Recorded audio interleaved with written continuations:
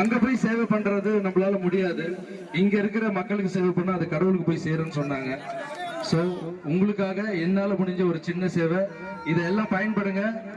இன்னும் இந்த ஊருக்கு வந்து நிறைய நல்ல விஷயம். அதுக்கப்புறம் நிறைய இடத்துல நான் கேள்விப்படுறேன், விதவை பெண்கள் வந்து நிறைய பேர் தையல் மிஷின் கேக்குறீங்க.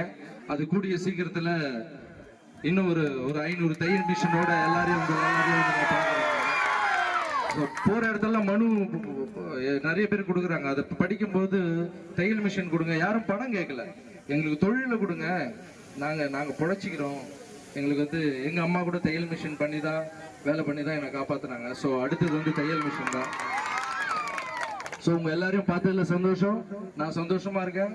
நீங்க எல்லாரும் நல்லா இருக்கணும்னு நான் வணங்குற ராகவேந்திர சாமி வேண்டிக்கிறேன். உங்க அன்புக்கு நன்றி. தேங்க்யூ.